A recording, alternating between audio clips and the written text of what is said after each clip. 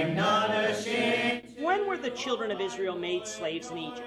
This is the question that we seek to answer today as we begin our verse-by-verse study of the book of Exodus on walking through the Bible. Of his word, the glory of his cross. If you have a Bible with you, you can turn to Exodus chapter 1. We're going to be reading from verses 1 to 14. If you don't have a Bible, don't worry. Just follow along with us on the screen. The version that we'll be reading from is the New King James Version. So, Exodus chapter 1, beginning at verse 1. Now these are the names of the children of Israel who came to Egypt. Each man in his household came with Jacob: Reuben, Simeon, Levi, and Judah; Issachar, Zebulun, and Benjamin; Dan, Naphtali, Gad, and Asher. All those who were descendants of Jacob were 70 persons, for Joseph was in Egypt already. And Joseph died, all his brothers, and all that generation.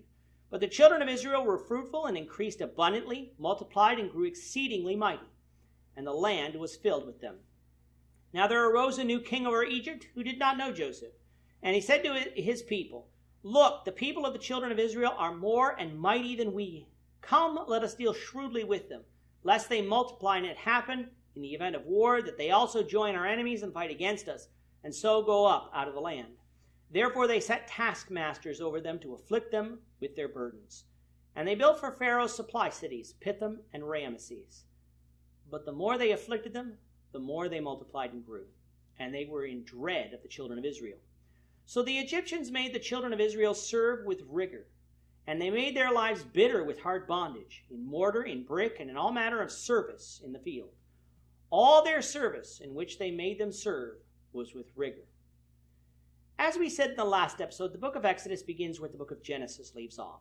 Verse 1 gives us all the names of the children of Israel who came down to Egypt.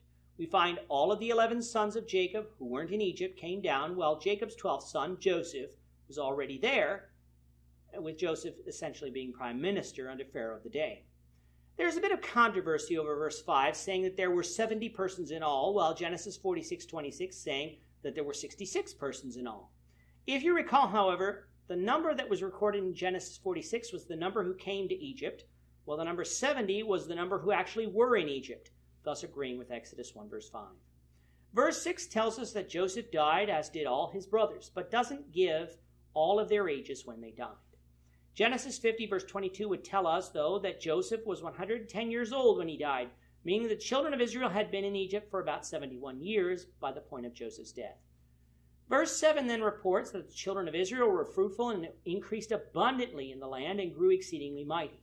Now you might assume that this all happened after Joseph and the brothers died, but Genesis 50 verse 23 says that Joseph saw Ephraim's sons to the third generation, showing us that this multiplication began while Joseph was alive. That God's providence was at work here is also clear, as he was fulfilling the promise that he made to Abraham in Genesis 22 verse 17, that his children would be as the sands of the sea, a promise that as of yet had not been fulfilled. So having now given us an introduction to the book, verse 8 begins a new narrative, telling us that a new king arose over Egypt who did not know Joseph, who then brutally enslaved the children of Israel out of fear that Israel would join their enemies in battle against them. The question is, when did this enslavement begin? Well, what is spoken of here in verse 8 obviously began long after Joseph had died. We can be fairly certain that Israel was actually made servants in Egypt, with their freedom restricted, during Joseph's lifetime. How do we come to this conclusion? What we must remember is that Genesis 50 verse 22 tells us that Joseph lived to be 110 years old. In Exodus 12 verse 41, we're going to read that Israel was in Egypt 430 years to the day. Since the children of Israel came to Egypt when Joseph was 39, that means that when Joseph died, Israel had been in Egypt for 71 years. Now let's go and read Genesis 15 verse 13. Then he said to Abram, "Know certainly that your descendants will be strangers in a land that is not theirs, and will serve them, and they will afflict them 400 years. That verse says the descendants of Abraham would be strangers in a land that is not theirs, which would be Egypt, and would serve this people and be afflicted of them 400 years. Serve and afflict can represent two different time periods, but the total time would be 400 years. Now, even if we allow this 400 years to be rounded off, if Joseph died with the Israelites still having 359 more years in Egypt, and they didn't become servants or slaves until many years after that, then the total number wouldn't round up to 400. Therefore, Israel must have been made servants during Joseph's lifetime, and their enslavement occurred gradually, with the brutal oppression coming much later. He would have started about 13 years after the death of Jacob, when likely a new king, possibly even a new dynasty, came to power in Egypt.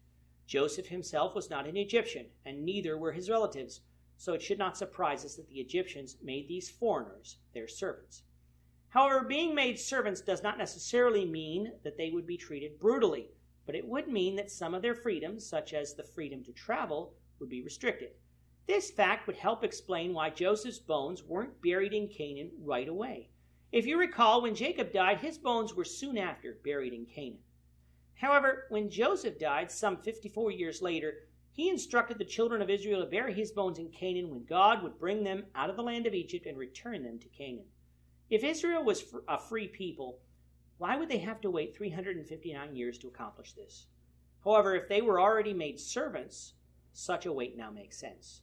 So let's now return to verse 8. We have a king arising in Egypt that did not know Joseph. That phrase means that none of what Joseph had done for Egypt was remembered, nor was the reason that these Hebrews were even present in Egypt in the first place, showing us that Joseph had been dead for quite a while, most likely well over 200 years by this point. The sheer numbers of Israelites mentioned makes that evident as well. This new king was fearful that the Israelites would join with their enemies to defeat the Egyptians and then leave the land, so he brutally enslaved them. Verses 11 to 15 tells us how brutal things got. They were worked very hard and forced to build cities for Pharaoh.